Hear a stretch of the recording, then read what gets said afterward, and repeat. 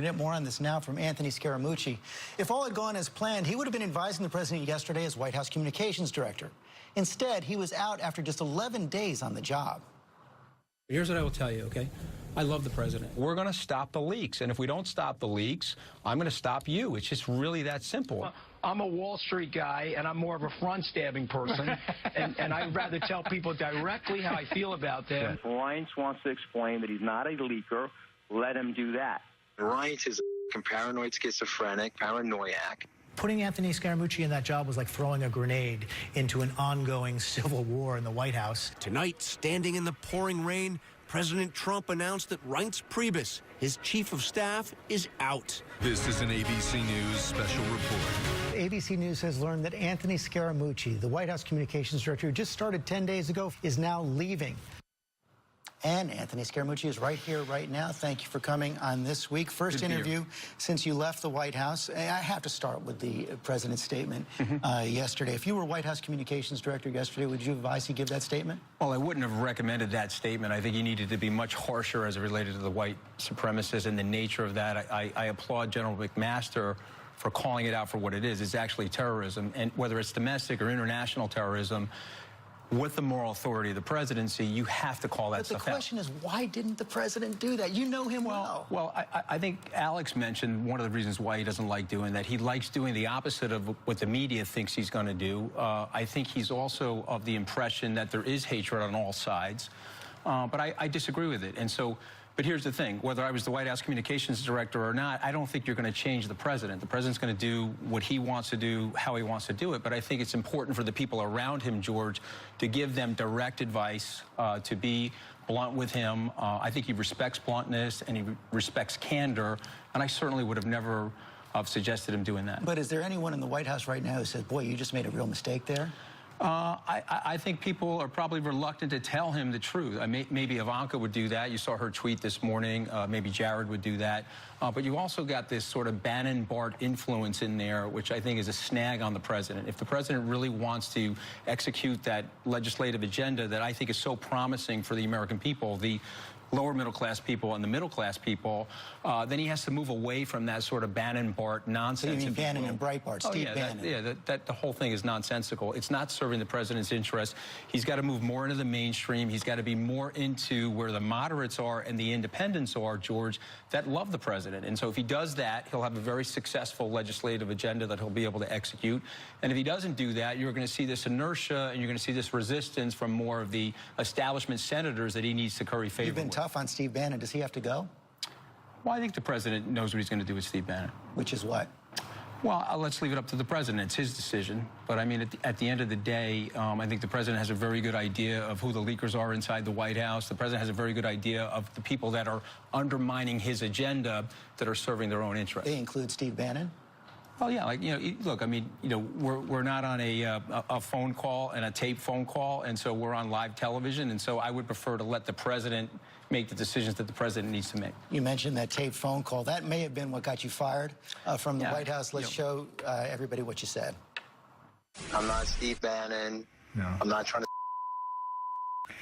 to build my own brand off strength of the president. And Reince is paranoid schizophrenic, paranoiac.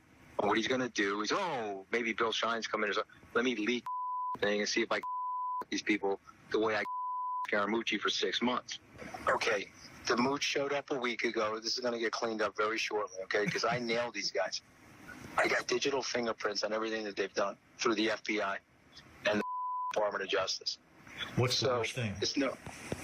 Oh, well, the felony, they're going to get prosecuted probably for the felony. They'll probably get prosecuted for that. Okay? Yeah.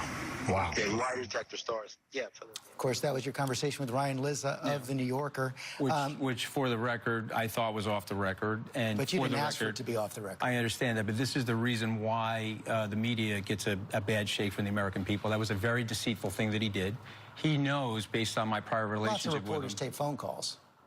George, I didn't say I didn't do the wrong thing. I want to be totally accountable for what I did. And obviously, I paid the consequences of having that sort of a conversation with him. But you know and I know that there are personal relationships. Howie Kurtz mentioned it on Media Buzz last week. He didn't need to do that to me. He knows he didn't need to do that to me. He didn't have any personal relationship with you until he met you in the green room earlier this year. Okay, that's a little bit of a stretch, because we did have several conversations. His family knew my family for 50 years. It's a little bit of a stretch. But we don't need to debate that anymore. That's past news.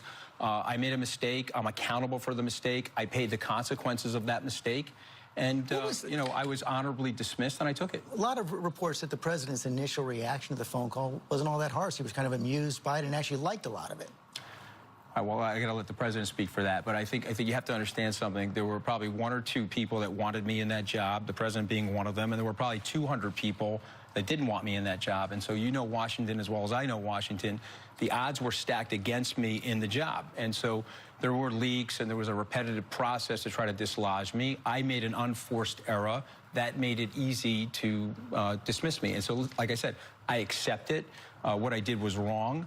But we have to move on, and I think the agenda that the American people want is middle class and lower income tax relief. I think they want the opportunity to see their wages grow, and I think the president stands for that. I think we have to put all of ourselves below that agenda. That agenda supersedes everybody else. But you were pretty loyal to the president. Did he even call you to let you know? I talked to the president this week. We had a very candid conversation. You know, listen, there's probably mutual disappointment on both sides. Again, I have to be accountable for what I did, and I am. So you think you deserve to be fired for that? Do I think I deserve to be fired? Well, obviously, I wish they would have given me a bar of soap and told me to go wash my mouth out in the bathroom and move on. I don't necessarily think it was going to be very hard for me to stay in the job, given the fact that General Kelly took over. And so I respect General Kelly. And so my feeling about the whole thing is that what happened was sort of meant to happen. A couple of specific things in that phone call I want to follow up on. You talked about those digital fingerprints you got from the FBI and the DOJ. What are you talking about? Because that was totally misconstrued. And did you make it up? No. All I was trying to say is that in the process, and I think Attorney General Sessions had said this, is that, and he also displayed that in his press briefing, is that over time, if the leaking continued, particularly the leaking that was against the national... But you didn't have any digital fingerprints of people. No. I was just implying that at some point, the Department of Justice would be able to figure out who the leakers are inside the national security system that are actually doing things that are against the law. Right, but you have not received anything, because that would have been a felony from the person who gave it to you. No, I didn't receive anything. No, we were, again... I thought that was an off-the-record conversation with somebody. It turned out that it wasn't. I own it, and let's move on.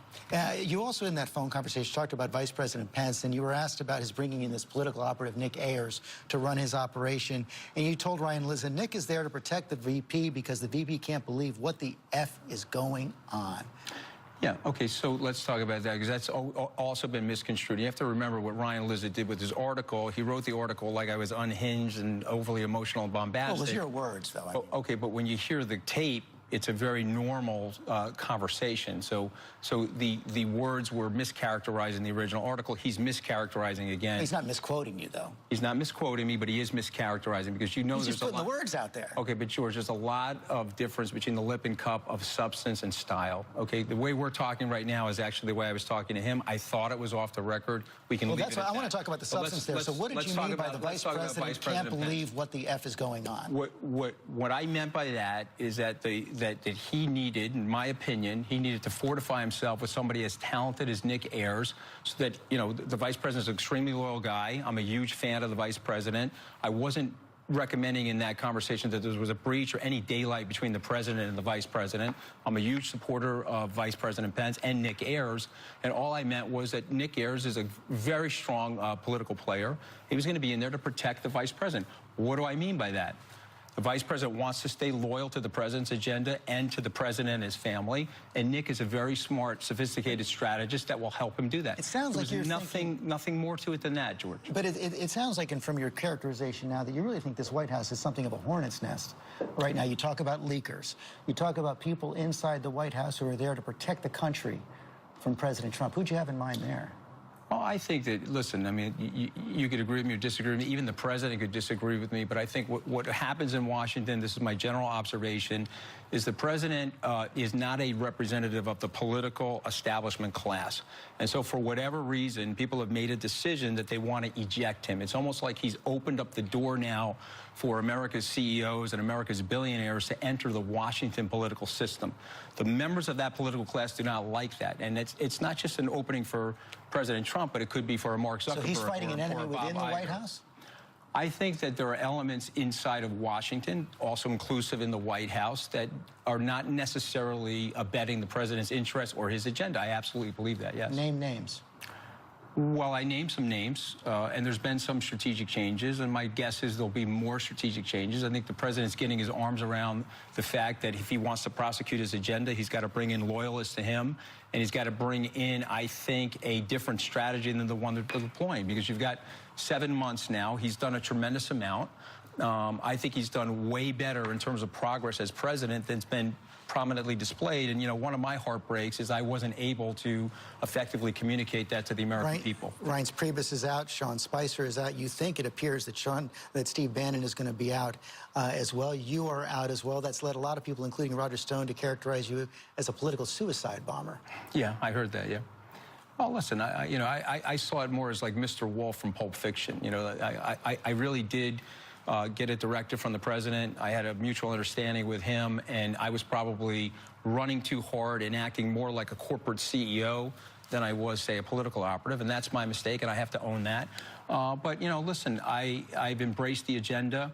I grew up in a middle-class family. I grew up in a working-class neighborhood. I see the economic desperation and struggle of those people. The president has appropriately identified that. The reason why he won the presidency is that he wants his agenda to include and to lift up those people, George. And so for me, I went in there with my heart and soul. I'm a straight-talking person.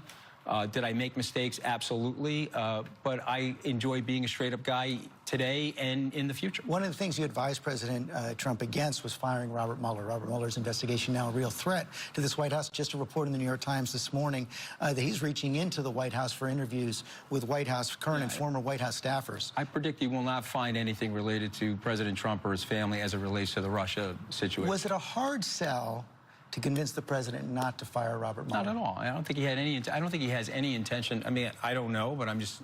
But you talked to him about it. I don't think he has any intention of firing Robert Mueller.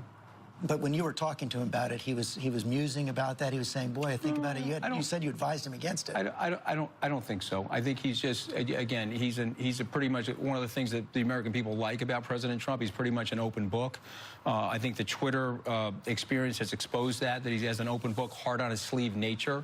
I don't think he wants to fire Robert Mueller, and I think he's very confident that Robert Mueller's not going to find anything related to him or his family or people in his inner circle. He also told you, though, that it wasn't the Russians. The Russians didn't get into this interference because if they did, we wouldn't have known about it. And I think, you know, one of the things a lot of people wonder about, they saw the president this week refuse to criticize Vladimir Putin. They saw how tough he was, tougher on Mitch McConnell than he was on Vladimir Putin. They saw him yesterday not call out the white supremacists. How do you explain that reluctance, especially on Vladimir Putin? Why does he refuse to criticize Vladimir Putin? Well, listen, again, this is my observation over 18 months working pretty closely in the campaign and then the few days I had in the administration. I think that the president's attitude is that he wants to have a good relationship with Vladimir Putin.